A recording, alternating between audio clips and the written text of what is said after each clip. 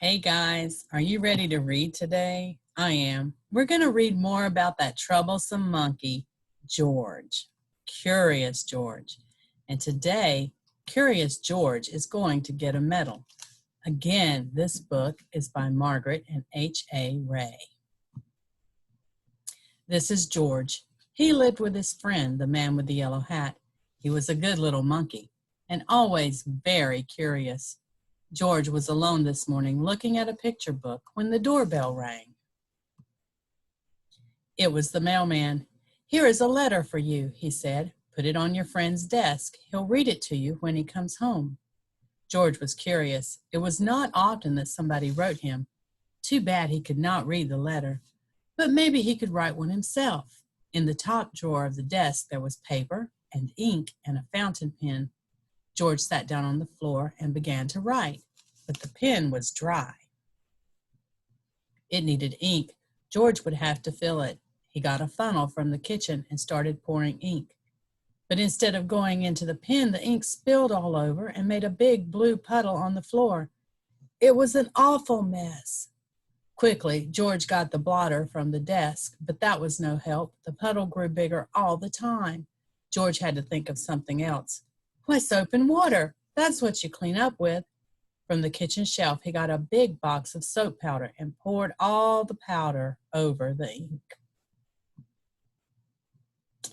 Then he pulled the garden hose through the window, opened the tap, and sprayed water on the powder. Bubbles began to form, and then some lather, and more lather, and more lather, and more lather. In no time, the whole room was full of lather, so full indeed that George had to escape in a hurry. Look at him. He's going out the window. When he was safely out of the house, he first turned off the tap. But what next? How could he get rid of all the lather before his friend came home? George sat down in the grass and thought for a long time. Finally, he had an idea. He would get the big shovel and shovel the lather out of the window. But where was the lather? While George had been outside thinking, it had all turned to water. Now the room looked like a lake and the furniture like islands in it. The shovel was no use. A pump was what George needed to get the water out, and he knew just where to find one. He had seen a portable pump at the farm down the road. The farmer was away working in the fields. Nobody noticed George when he got the pump out of the shed. It was heavy. He would need help to pull it all the way back to the house. Maybe he could tie the goat to the pump and make her pull it. But just as George was about to slip the loop over the goat's head, he was hurled through the air and landed near a pen full of pigs. The biggest pig was standing near the gate. What if George opened the gate just enough to let him out? A big pig could easily pull the small pump. Carefully, George lifted the latch. And before he knew it, all the pigs had burst out of the pen, grunting and squealing and trying to get away as fast as they could. George was delighted. He had never seen anything like it. For the moment, all his troubles were forgotten. But now the pigs were all gone, and not a single one was left to help him with the pump. Luckily, there were cows grazing nearby. Cows were gentle and strong. It would mean nothing to a cow to pull the pump for him. This time George was right. The cow did not mind being tied to the pump. She even let him climb on her back, and off they went. George was glad. Now he would soon be home, pump out the room, and everything would be all right. Meanwhile, the farmer and his son had heard the squealing of the pigs. They rushed home from the fields and now had their hands full catching all the pigs. Not until the last pig was safely back in the pen did they have time to look around. What did they see? A little monkey riding on their cow, making off with their pump. The chase was on. George and the cow were ahead at first, but the pump was slowing them down. The farmers were getting closer and closer. Now they had almost caught up with them. But where was George? Here he was, hiding in a shirt. Look, there he is. The farmers had run past him. But on their way home, they had to come back over the same road. George did not feel safe in his hiding place. Just then, a truck came rattling down the road. George jumped aboard. Monkeys are good at jumping, and he was gone before the farmers had a chance to see him. The truck drove to a part of town that George had never seen before. At last, it stopped in front of a large building. It was the museum. George did not know what a museum was. He was curious. While the guard was busy reading his paper, George slipped inside. He walked up the steps and into a room full of all sorts of animals. At first, George was scared, but then he noticed that they did not move. They were not alive. They were stuffed animals, put into the museum so that everybody could get a good look at them. In the next room, George saw something so enormous it took his breath away. It was a dinosaur. George was not scared this time. He knew it was not real. He looked at the dinosaur and then at the baby dinosaur, and then he saw the palm tree full of nuts. George liked nuts.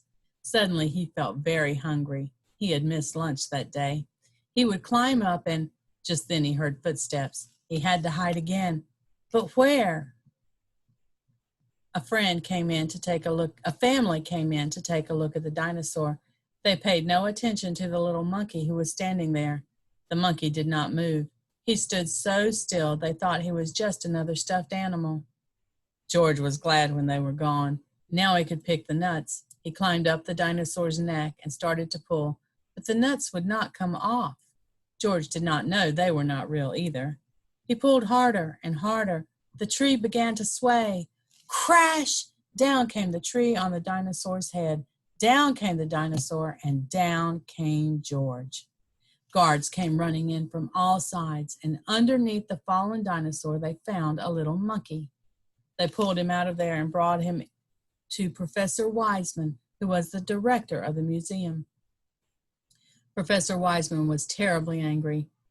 "Lock that naughty monkey up right away," he said, "and take him back to the zoo. He must have run away from there." George was carried off in a cage. He felt so ashamed he almost wished he were dead. Suddenly the door opened. "George," somebody shouted. It was his friend, the man with the yellow hat. "It seems you got yourself into a lot of trouble today," he said, "but maybe this letter here will get you out of it. It's from Professor Wiseman. He needs your help for an experiment. I found it on my desk at home, but I couldn't find you anywhere, so I came over here to talk to the professor." And this is what the letter said. "Dear George, a small spaceship has been built by our experimental station. It is too small for a man, but could carry a little monkey. Would you be willing to go up in it? I have never met you, but I hear that you are a bright little monkey who can do all sorts of things, and that is just what we need. We want you to do something nobody has ever done before. Bail out of a spaceship in flight. When we flash you a signal, you will have to open the door and bail out with the help of emergency rockets. We hope that you are willing and that your friend will permit you to go. Gratefully yours, Professor Wiseman, Director of the Science Museum." "So you are George," Professor Wiseman said. "If I had only known. Of course, everything will be forgiven if you are willing to go." They got the smallest size spacesuit for George and all the other things he needed for the flight. Then they helped him put them on and showed him how to use them. When everything was ready, a truck drove up with a special television screen mounted on it to watch the flight. They all got on and were off to the launching site. They checked all the controls of the spaceship, especially the lever that opened the door. George tried it too. "Hey, let's look at this checklist. Here's all the things he needs. 1 spacesuit, complete with shoes and gloves. 1 space helmet. 1 oxygen tank. 2 emergency rockets. And 1 parachute." All right, let's see. The great moment had come. George waved goodbye and went aboard. The door was closed. Professor Wiseman began to count. 5, 4, 3, 2, 1, go! He pressed the button and the ship rose into the air, slowly first, and then faster and faster and higher until they could no longer see it in the sky. But on the screen, They saw George clearly all the time. Now the moment had come for George to bail out. Professor Wiseman flashed the signal. They watched the screen. George did not move. Why didn't he pull the lever? In a few seconds, it would be too late. The ship would be lost in outer space with George in it. They waited anxiously. At last, George began to move. Slowly, as if in a daze, he was groping for the lever. Would he reach it in time? There, he had grabbed it. The door opened. Hurrah! George was on his way. Out of the blue, an open parachute came floating down to earth. The truck raced over to the spot where George would land. Oh, there he is, in his parachute. What a welcome for George. Professor Wiseman hung a big golden medal around his neck.